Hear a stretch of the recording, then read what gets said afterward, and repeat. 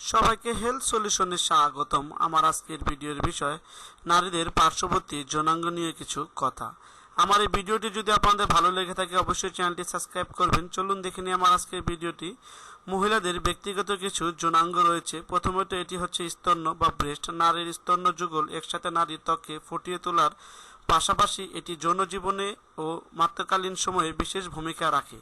নারীর নারীত্ব পূর্ণ মাত্রায় ফুটে ওঠে তার স্তনের বিকাশের সাথে সাথে। যৌন জীবনের প্রধান ভূমিকা রাখে নারীর স্তন্য। স্তন স্পর্শের দ্বারা নারীর সবচেয়ে মৌলিক ও চূড়ান্ত যৌন উত্তেজনার পর্যায়ে পৌঁছে যায়। নারীর পার্শ্ববর্তী যৌনাঙ্গের মধ্যে সবচেয়ে আবেদনশীল যৌনাঙ্গ জেনাইটাল হল তার ভঙ্গাকুর। এটি নারীর বাইরের যৌনাঙ্গ। ভঙ্গাকুর ভিন্ন পরীক্ষা দেখা গেছে ভঙ্গাকুরের দৈর্ঘ্য প্রস্থ সব নারীর এক এক রকম সমান নাও হতে পারে, তবে সব নারীর ক্ষেত্রে ভঙ্গাকুর স্পর্শের আনন্দ অপরিসীম। ভঙ্গাকুর এর মাত্রা নরম চামড়া দ্বারা বা ত্বকের আবৃত থাকে। একে কিটোরাল হুড বা ভঙ্গাকুরের আবৃত্তি মাথা বলা যেতে পারে। এই মাথাকে আস্তে সরিয়ে নিলে লালচে কিংবা সাদা যে নরম অংশের ছোট্ট পিণ্ড দেখা যায় সেটি হলো ভঙ্গাকুর। নারী এখানে স্পর্শ অনুভব করে। এই আনন্দ চরম পলকের মতো আনন্দ দিতে পারে। কোনো কোনো নারীকে দেখা যায় তার যৌন মিলনের আনন্দের চাইতে ভঙ্গাকুরের স্পর্শের আনন্দ উপভোগ করে বেশি। জীবনব্যাপী তার যৌন আনন্দ এর মাঝে খুঁজে পায়। ভঙ্গাকুরের যদি নিজ হাতে স্পর্শ করে শারীরিক আনন্দ পাওয়া যায় তবে তাকে হস্তমৈথুন বা মাস্টারবেশন বলা যেতে পারে, কিন্তু স্বামীর যৌন সঙ্গীর সংস্পর্শে উক্ত শারীরিক আনন্দ পেলে তাকে আউটার কোর্স বা বাইরের যৌনতা বলা হয়।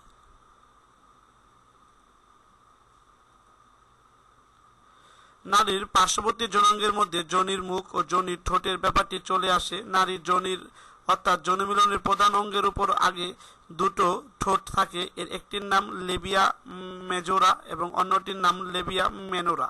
লেবিয়া মেজোরা হলো অপেক্ষাকৃত বড় ঠোঁটটির নাম এবং লেবিয়া মেনোরা হলো অপেক্ষাকৃত ছোট ঠোঁটটির নাম।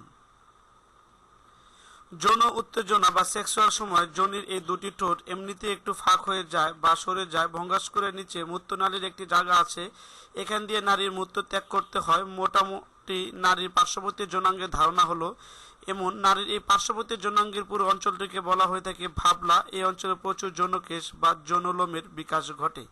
আমার এই ভিডিওটি যদি আপনাদের ভালো লেগে থাকে, যদি মনে হয় ভিডিওটি দেখলে আপনাদের বন্ধু বান্ধব অন্যের উপকার হবে, অবশ্যই লিঙ্কটি শেয়ার করে দিন। হেলথ সলিউশনের পক্ষ থেকে কষ্ট করে ভিডিওটি দেখার জন্য আপনাদেরকে আন্তরিক ধন্যবাদ। দেখা হবে পরবর্তীতে কোনো স্বাস্থ্য বিষয়ক ভিডিওতে। সে পর্যন্ত সবাই ভালো থাকবেন, সুস্থ থাকবেন।